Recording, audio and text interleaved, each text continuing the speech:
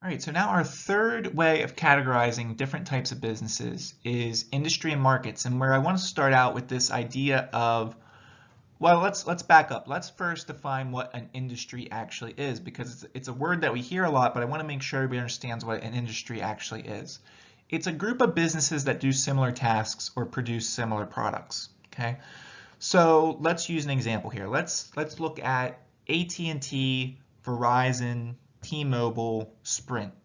What do all of those companies do? Well, they provide cell phone service, okay? Those would be businesses that fall into an industry because they're doing the same sorts of things for their customers. They're providing the ability to, make phone calls on our cell phones. They would fall under the industry of telecommunications. That's what we categorize cell phone usage as. Okay, so that's what an industry is. Okay, now I want to introduce this concept of the NAICS. Okay, the NAICS is the North American Industry Classification System. Okay, and what this is, it's a way of categorizing businesses, and the NAICS does this by breaking businesses into 20 sectors or 20 groups. Every business within the United States will fall under one of these 20 groups that the NAICS has. Okay. Now within the 20 groups, they're broken into smaller subcategories depending on what that business does. Okay, but it's a way for marketers to figure out, okay, I'm trying to figure out what this business does. I can go into the NAICS and I can quickly see, oh, well, they're within this particular group, so I can get a rough idea very quickly of what this particular company does. It's just a way of categorizing things and making information more easily, readily available to consumers, to marketers, to business people in general.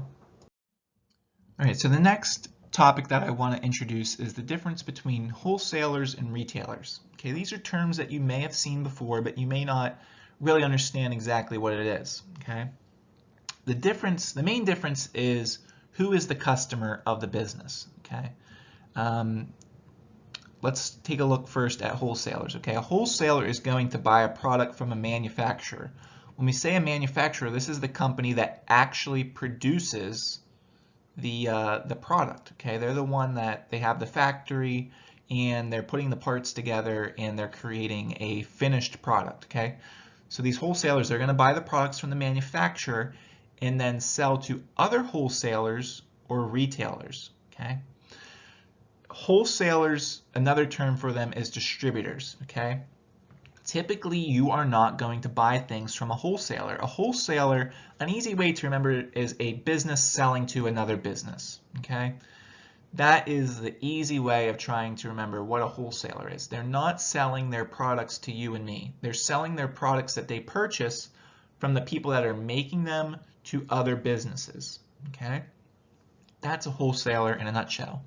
What we're much more familiar with is retailers. Okay, so retailers are going to buy products either from the manufacturer, okay, or a wholesaler, and then sell them directly to the consumer, okay, the person that's going to be using that product.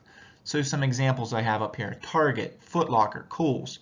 You can walk into a Target, a Foot Locker, or Kohl's, and you can buy whatever it is that you're in that store to purchase. Okay, so that's an example of a retailer. They're selling the product directly to the person that's ultimately going to be using that product.